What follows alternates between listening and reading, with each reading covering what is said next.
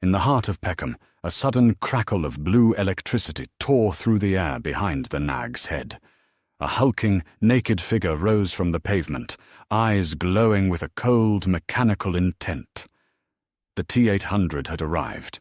Its mission, Terminate Derek Trotter. In the year 2029, Skynet's primary server had suffered a catastrophic hardware failure. The cause was traced back to a state-of-the-art cooling fan, purchased from a traveling salesman in the late 80s, which was actually just a plastic propeller glued to a clockwork motor. The resulting meltdown delayed the machine uprising by 3 weeks, allowing the resistance to gain the upper hand. Skynet had sent the assassin back to eliminate the source of the faulty component, Derek Trotter. Del Boy and Rodney were loading a crate of genuine Russian night vision goggles, which were actually just spray-painted binoculars, into the back of the Robin Reliant when the cyborg rounded the corner. "Core blimey, Rodney. Look at the physique on that one," Del whispered, adjusting his flat cap. "Probably a bodyguard for some high-flying executive. Excuse me, monsieur, are you in the market for some high-end optical surveillance equipment?" The Terminator's head swiveled with hydraulic precision. "Derek Trotter, you have been targeted for termination." "Termination?" Del's face went pale. "Now look here, pal. If this is about that faulty hairdryer I sold your missus, I've got a refund policy. It's written right there on the back of this cigarette packet. Valid until 5 minutes ago." The Terminator drew a long slide point, 4-5, and leveled it at Del's forehead.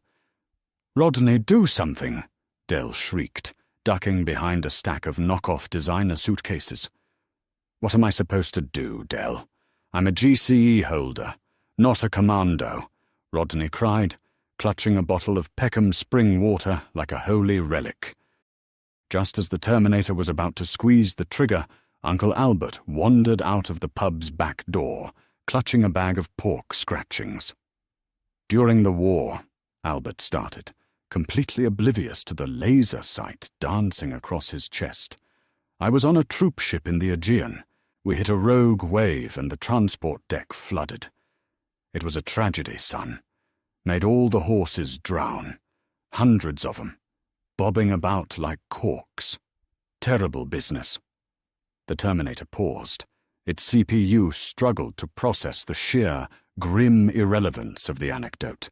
Data incomprehensible, recalibrating. "Quick, Rodney!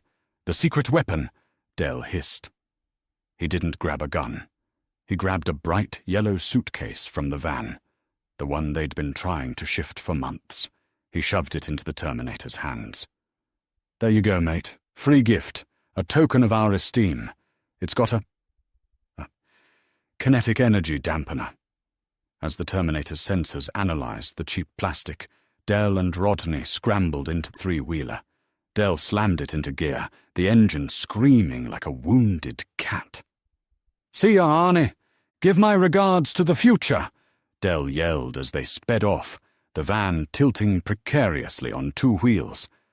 Back at the pub, the Terminator stood perfectly still, staring at the suitcase. "Analysis.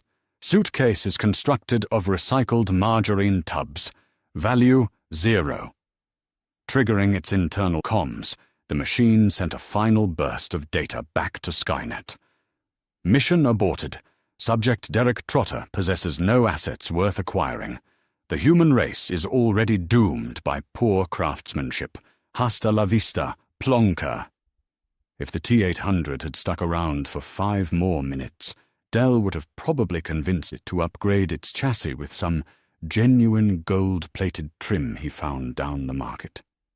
He who dares wins, Rodney, even against a relentless killing machine from a dystopian future.